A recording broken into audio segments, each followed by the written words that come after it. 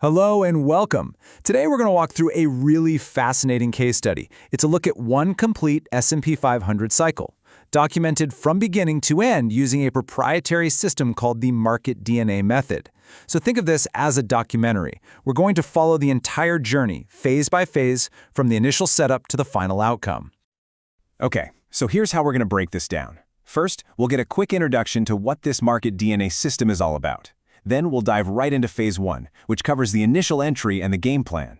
After that, we'll watch the cycle as it actually happened. And we'll wrap things up by looking at the final performance numbers, and of course, go through some very important disclaimers. All right, so first things first. What exactly is market DNA? Well, at its heart, it's described as a proprietary geometric system. It's designed specifically for analyzing the market. But what does that actually mean in practice? Well, this is where it gets really interesting. What's notable about this system isn't just what it uses, but what it deliberately avoids. It's built to operate completely outside of conventional analysis, so you can forget about standard technical or fundamental analysis. It doesn't use any quantitative indicators, no Fibonacci ratios, no Elliott waves. It also completely ignores things like chart patterns, support, or resistance levels. Okay, now that we have a feel for the system's philosophy, let's jump into the case study itself. We're starting right at the beginning. This is phase one, where we'll look at the initial setup and the exact plan that was put into motion. So looking at this initial chart, you can see the model identified two potential entry points right from the get-go. First, there's the primary entry level, which is marked with an M, and then you see a secondary optional entry point, and that one's labeled PC. This two-level approach is a core part of how this whole thing was set up. Now, with those entries defined, a really detailed risk plan was laid out. This whole scenario is based on a hypothetical $100,000 of capital and a very strict maximum drawdown of 5%. That was the hard limit. The model also defined something called the trapezoid time duration, setting a 24-day window for the cycle to play out. All of these parameters, along with a few other coefficients, were then used to calculate a precise trade size of 0.83 units for each of those two potential entries. So you might be wondering, how were those exact trade sizes determined? Well, the source material tells us exactly what went into that calculation. It says, and I quote, "Both trade sizes are calculated using the hypothetical capital, the investor's maximum allowed drawdown, the third triangle domain percentage, the risk coefficient, and the contract size." So as you can see, every part of this was mathematically defined right from the very beginning. And here's the really crucial part. None of this was left up to chance.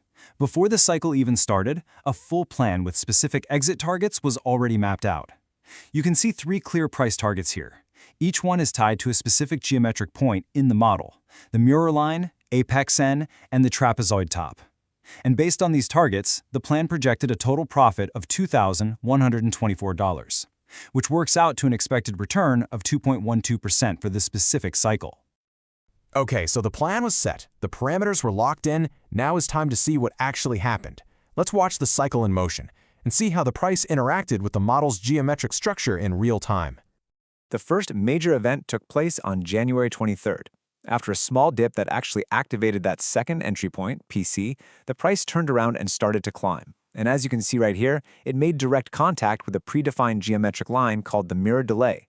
That specific touchpoint marked the official completion of phase two of this cycle.